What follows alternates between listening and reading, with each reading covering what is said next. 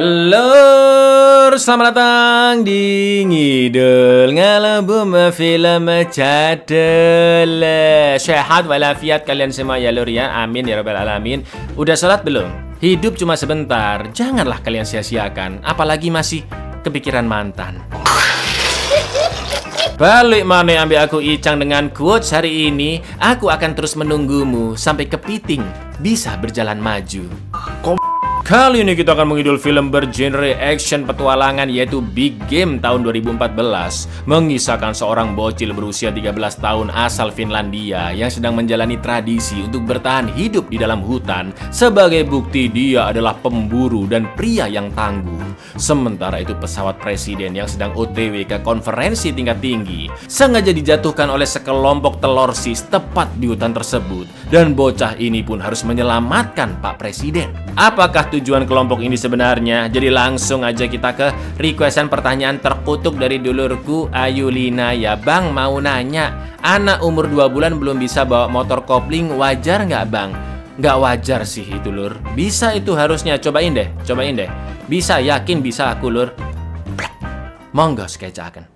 Sir, I don't yet have a weapon in my chance is to run.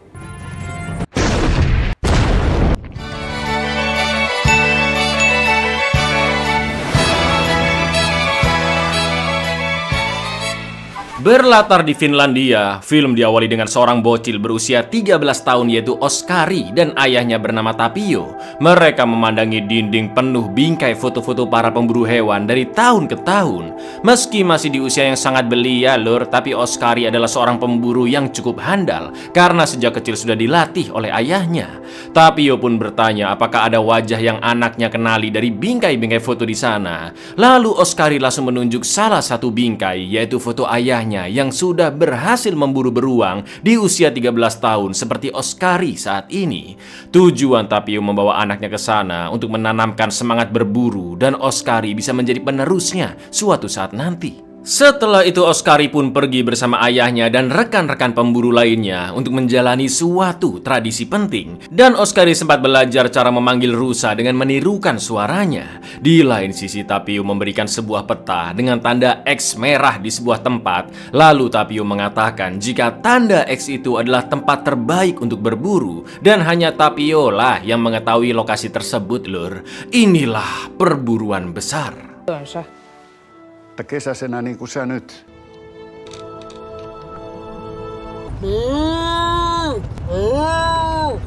Se on meidän salaisuus. Paikka, jossa on varmasti riisi. Silloin sun pitää olla valmiina. Teen parhaani. Setelah sampai di lokasi perkemahan, kelompok para pemburu pun segera bersiap-siap dan Oskari diminta mendatangi tetua di atas batu yang bernama Hamara untuk menguji jika dirinya sudah layak menjadi pemburu dengan cara menarik tali busur panah kuat-kuat. Akan tetapi Oskari belum bisa sekuat itu menarik tali dan Hamara pun terpaksa meminta Oskari untuk pulang. Sebagai ayah yang sudah tahu kemampuan anaknya, Tapio pun meminta agar Oskari diberi kesempatan karena selama ini dia sudah mendidiknya dengan keras. Hamara pun akhirnya menyetujui permintaan Tapio, namun dia tidak bertanggung jawab jika terjadi apa-apa dengan Oskari. Dengan yakinnya Tapio mengatakan bahwa Oskari sudah siap dikirim ke dalam hutan dan mereka pun berjabat tangan dengan ciri khas para pemburu di sana, yaitu meludahi tangan terlebih dahulu. Älä anna periksi. Poika lähtee kotiin. Ei lähde. Mä en ainakaan lähde sitä aamulla etsiä, jos eks. Me ollaan treenattu hullun lailla. Muista, kuka sillä on. Menkööt sitten. Selanjutnya Hamara pun mengumumkan tradisi yang selalu dilakukan oleh calon pemburu agar kemampuannya bisa diakui, yaitu Oskari akan masuk ke dalam hutan sendirian selama 24 jam dan esok pagi mereka akan melihat apa yang bisa dilakukan oleh Oskari. Karena bertahan hidup di dalam hutan yang keras akan mendidik Oskari menjadi pemburu sejati dan pria yang tangguh. Oskari pun akhirnya masuk ke dalam hutan sambil mengendarai motor ATV beserta gerobak yang penuh dengan berbagai perlengkapannya untuk mulai berburu. Di dalam hutan Oskari membuat patung-patungan rusa dari pohon dan bulu untuk digunakan sebagai latihan memanahnya. Namun memang kekuatannya masih belum sebesar itu lur. Metsä on ankara tuomari. Tulee mies.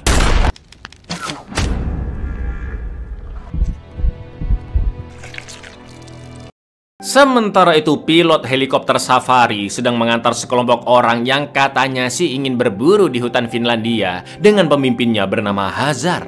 Namun begitu helikopter mendarat, Pak pilot pun baru menyadari jika orang-orang yang dia bawa telah memiliki perlengkapan aneh yang bukan perlengkapan berburu. Dengan santainya Hazar menjelaskan jika teleskop yang dia pegang adalah sistem pengunci target yang bisa terhubung ke sebuah rudal canggih, di mana Hazar bisa menjatuhkan pesawat negara yang memiliki sistem pertahanan untuk menangkis serangan, kecuali sistem pertahanannya mampu dinonaktifkan. Pilot yang tahu mereka adalah kelompok telorsis langsung kabur ke dalam hutan saking ketakutannya. Gak pakai lama, Hazar langsung menjadikan pilot itu sebagai target untuk menguji kemampuan rudal miliknya, dan Hazar pun memberitai ke seseorang jika uji rudal telah berhasil. Targeting system. Shoulder-mounted Chinese FN-6 surface-to-air. You certainly look terrified, so I suppose we must be. I don't yet have a weapon in my chance is to run.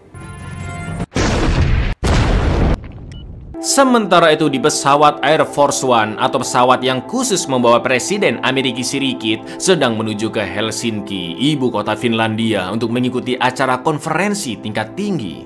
4 pesawat jet mengawal Air Force One dan kepala pas pampres yaitu Morris mendatangi Pak Presiden William Alan Moore atau biasa dipanggil Bill untuk mengabarkan jika 1 jam lagi pesawat akan mendarat di Helsinki. Lalu tak lama kemudian sistem pesawat pun mendeteksi ancaman yang akan menembak Air Force One juga seluruh pesawat jet pengawal. Akan tetapi sistem pesawat tiba-tiba mati, termasuk sistem pertahanan, karena telah diretas oleh seseorang. Sesuai protokol, Morris pun langsung menginfokan ke seluruh stasiun bahwa presiden sedang diserang dan harus melakukan evakuasi darurat, yaitu memasukkan presiden ke dalam kapsul penyelamat dan akan disusul oleh seluruh pas pampres menggunakan parasut. Namun begitu kapsul presiden dilontarkan, anehnya parasut pas pampres tidak ada yang terbuka, dan sesuai dugaan kalian, Lur, Morris adalah komplotan dari telorsis yang sudah merusak parasut semua anggota pas pampresnya untuk melancarkan suatu misi. You up, Mr. President!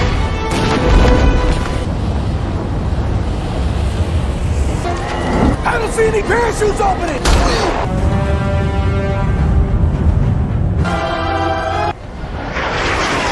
Tepat ketika Morris terjun dari pesawat, 5 rudal pun langsung menyerang Air Force One dan seluruh pesawat jet yang akhirnya terjatuh di lokasi yang sangat dekat dengan Oskari.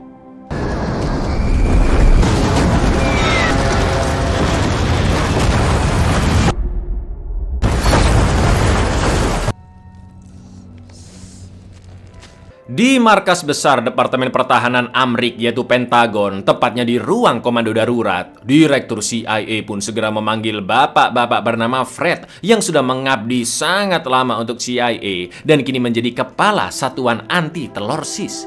Jenderal pun menjelaskan ke Fred situasi terkini, di mana 36 menit lalu mereka kehilangan semua komunikasi dengan Air Force One, dan beberapa menit setelahnya Air Force One serta pesawat jet pengawal telah jatuh di hutan utara Finlandia.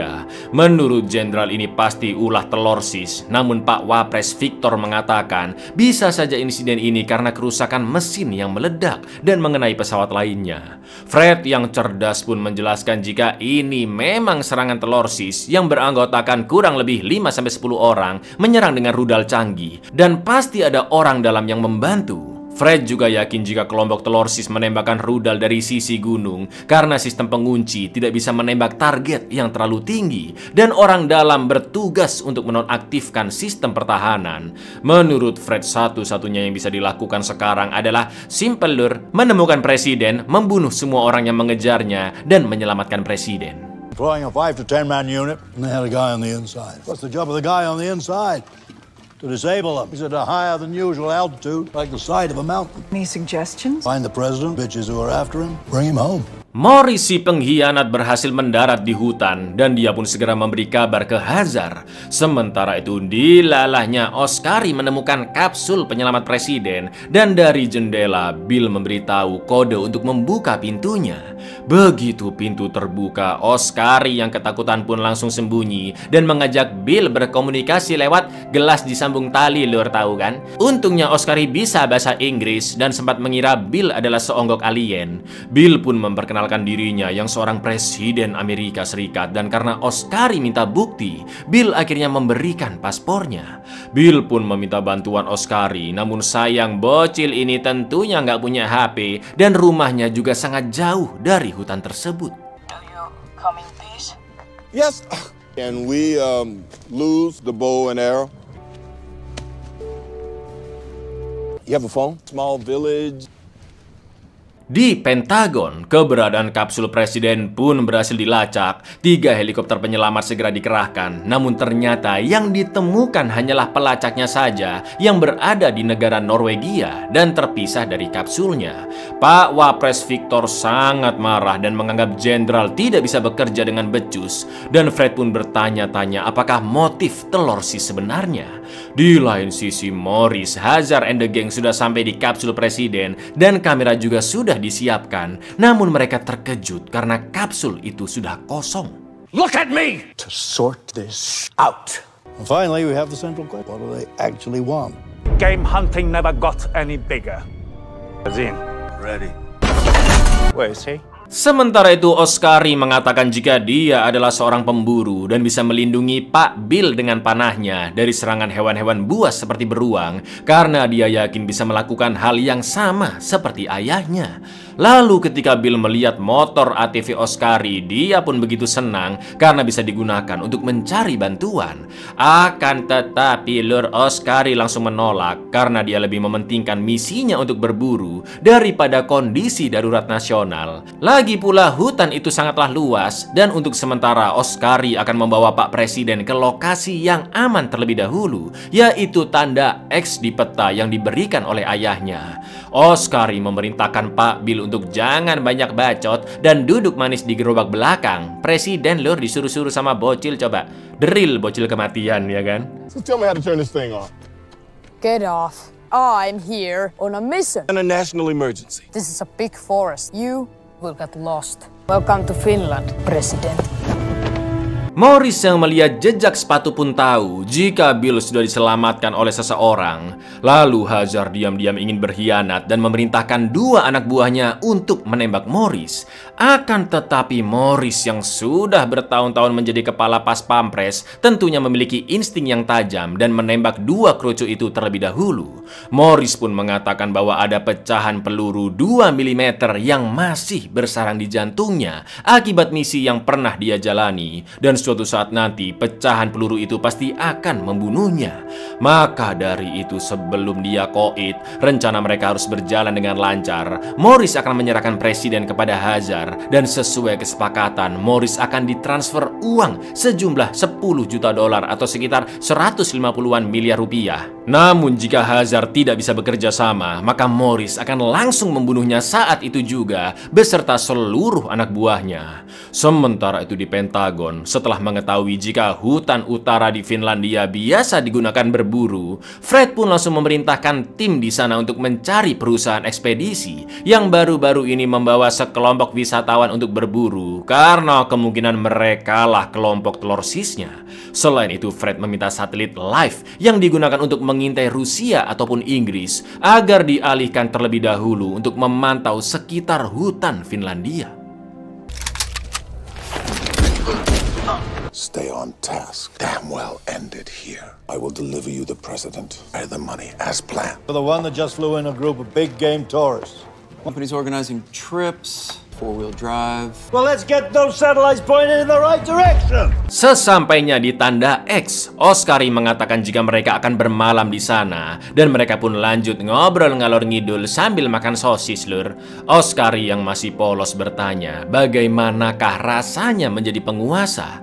Menurut Bill, kekuasaan itu tidaklah kekal seperti kondisinya saat ini. Beberapa jam yang lalu, Bill bisa saja memerintahkan tentara terhebat untuk menyerang negara manapun di dunia. Namun sekarang dia tidak bisa apa-apa. Bahkan pesan pizza aja nggak bisa. Boker di semak-semak juga nggak bisa pasti dia, ya kan?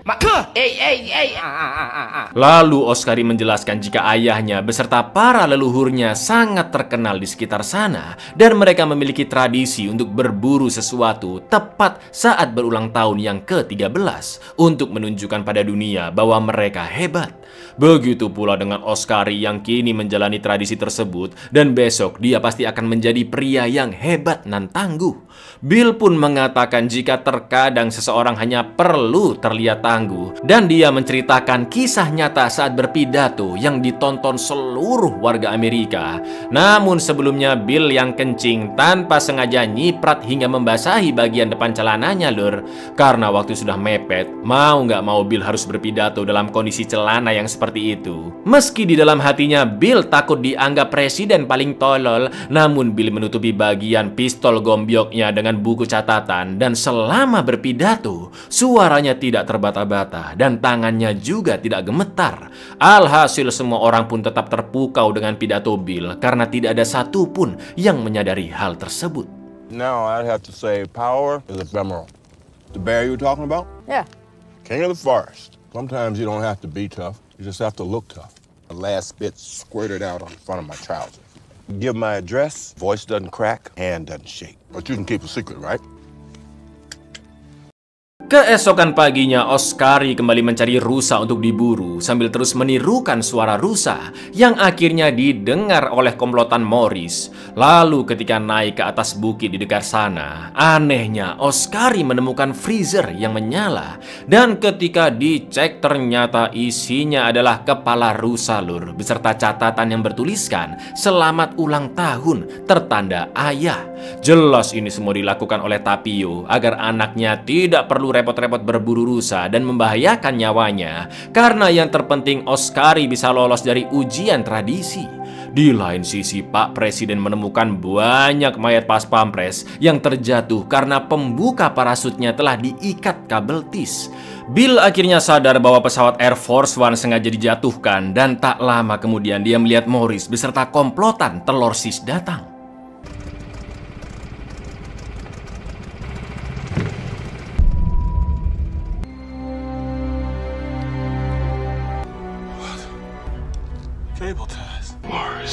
I think we've found our small shoes. Bill pun mendatangi Oscari di atas bukit yang masih terpukul dan kecewa atas sikap ayahnya. Karena dengan cara disuapi seperti itu, ayahnya sama saja tidak menganggap Oscari sebagai pria tangguh dan tidak percaya dengan kemampuannya.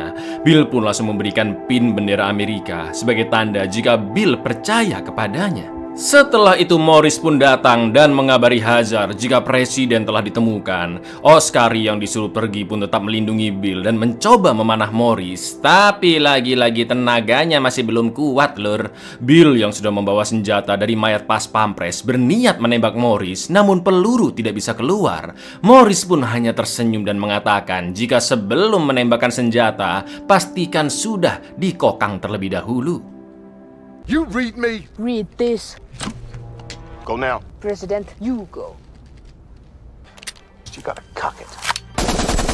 Bill pun bertanya kenapa Morris melakukan ini dan Morris menjawab bahwa dia tidak perlu memberitahukan alasannya karena Bill terlalu bodoh untuk mengerti.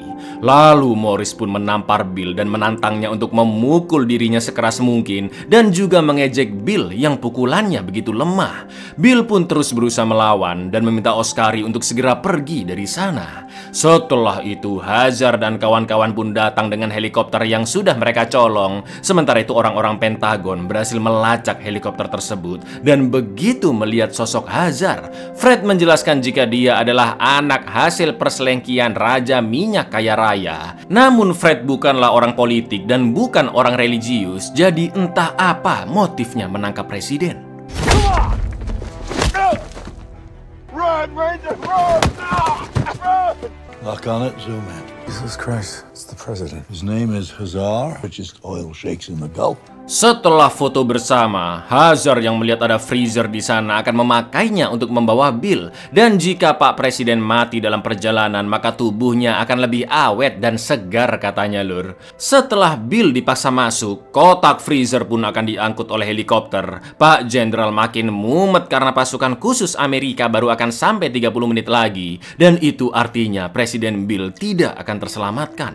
Namun di lain sisi ternyata De Oscari masih memantau dari kejauhan dan dia pun memutuskan untuk membantu presiden, lalu menguatkan dirinya dengan melihat foto sang ayah. Tepat ketika helikopter akan pergi, Oscari pun naik ke atas tebing dan melompat ke freezer. Kini Oscari mengerti bahwa kemampuannya akan diakui bukan dengan membawa kepala rusa atau beruang, namun menyelamatkan sosok yang jauh lebih besar, yaitu Presiden Amerika, dan membawa beliau ke ayahnya. What the hell is that? Metsä on ankara tuomari. Sopivalla mitalla.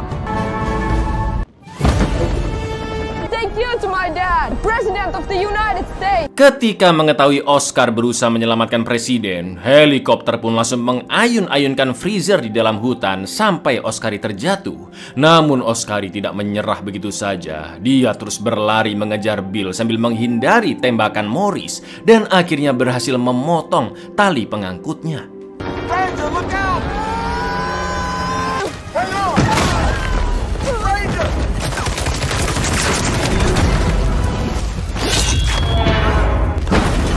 Bill pun heran kenapa pasukan khusus masih juga belum datang menyelamatkannya. Lalu Oscari mengatakan bahwa hutan itu sangatlah luas dan butuh waktu bagi pasukan khusus untuk sampai ke Finlandia. Maka dari itu Oscari mengingatkan bahwa di situasi seperti ini mereka tidak bisa terlihat tangguh, namun harus benar-benar menjadi tangguh.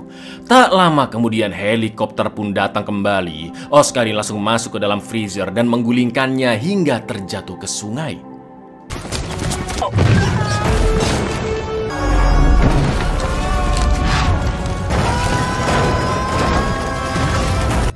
What the hell are they doing? Setelah terbawa arus cukup jauh, freezer pun sampai di lokasi jatuhnya Air Force One dan saat itu sudah jam 8 pagi atau 1 jam lagi sebelum ujian tradisi berakhir. Di lain sisi helikopter masih mencari di manakah freezer itu berada dan Hazard mendapat perintah dari sosok misterius untuk merubah rencana, yaitu langsung membunuh presiden. Karena helikopter mulai mendekat, Bill dan Oscari akhirnya masuk ke dalam pesawat lalu naik ke dek atas yang masih belum dipenuhi air. Switch to thermal imaging. They're going in. Looks like the upper deck may be clear. Come on, swim with me. Setelah itu Hazard pun datang dengan cara menjebol pesawat yang membuat Oscari langsung pingsan. Disinilah Hazard memberitahu misinya menculik Presiden Bill adalah untuk difilmkan dan di setiap momen penyekapan akan didokumentasikan. Dan setelah 7 hari disiksa beliau akan mati dengan sendirinya. Insiden itu pasti akan menakuti seluruh dunia dan dunia pun akan tahu bahwa perang melawan Telorsis belum selesai. Lalu Hazard mengaktifkan bom waktu selama 6 menit untuk meledakkan pesawat sekaligus membunuh Presiden Bill. Akan tetapi Morris langsung memotong tali pengangkut agar Hazard ikut mati di dalam sana. Dan Hazard pun sangat emosi karena ternyata dia hanya diperalat.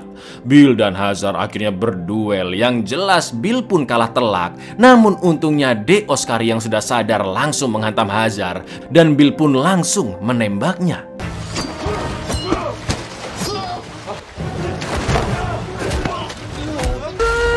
What's that? Gotta cock it. Bill dan Oscari tidak bisa kabur lewat lubang di atas karena Morris masih terus menembak. Maka dari itu Bill punya ide lain, yaitu kabur menggunakan kursi pelontar di kokpit pesawat. Mereka pun terbang ke atas hingga parasut terbuka dan berada persis di depan helikopter. Gak pakai lama, Oscari langsung mengeker Morris dengan panahnya. Dan di saat yang sama, bom sebentar lagi akan meledak. Sampai akhirnya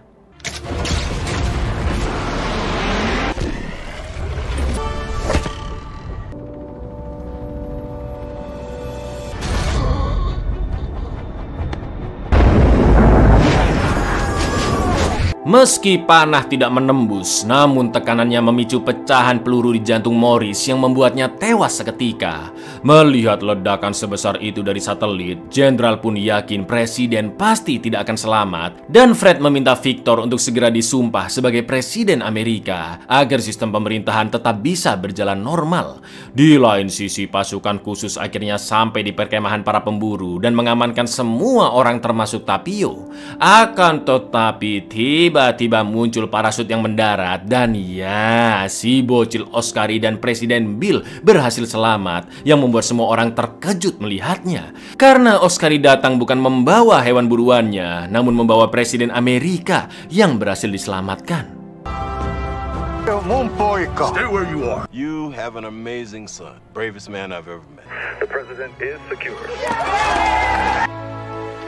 Perkele sama. Tentunya dengan Bill yang masih hidup, sumpah presiden pun dibatalkan. Lalu Victor langsung menemui Fred di toilet. Betul sekali, Lur, ternyata mereka berdua adalah otak di balik insiden ini. Dan Fred lah yang selalu berkomunikasi dengan Hazar. Usut punya usut, Hazar adalah mantan agen CIA yang sudah saling kenal dengan Fred sejak 15 tahun lalu. Apakah tujuan mereka melakukan ini? Simpelnya Victor ingin mendapatkan tahta kepresidenan, ya kan? Sedangkan Fred ingin membuat kekacauan di dunia, seolah-olah ini adalah perbuatan telorsis dan perang baru akan dimulai, di mana Amerika memerangi telorsis sebagai alat politik agar tetap menjadi negara adikuasa yang berambisi mengatur seluruh dunia berdasarkan kepentingannya. Dengan kejinya, Fred pun langsung membunuh Victor dengan membenturkan kepalanya untuk menghilangkan satu-satunya saksi yang masih tersisa jika Fred terlibat dalam insiden ini. Setelah itu Fred mengambil sabun cap telepon yang dioleskannya ke lantai juga sepatu Victor. Seolah-olah Pak Wapres tewas karena tidak sengaja terpeleset. Instead of turning the president, turn him into a hero. Morris is Azara's dad. Man, you would say no. Getting back to anyone. And you're dead. Film pun diakhiri dengan Oscari dan Bill yang difoto bersamaan dengan datangnya puluhan helikopter pasukan khusus Amrik. Foto tersebut akhirnya dipajang yang terlihat sangat berbeda dan mencolok dibandingkan foto-foto para pemburu lainnya.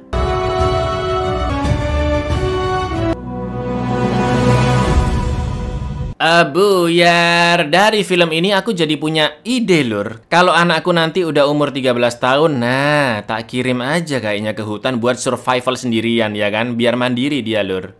Assalamualaikum.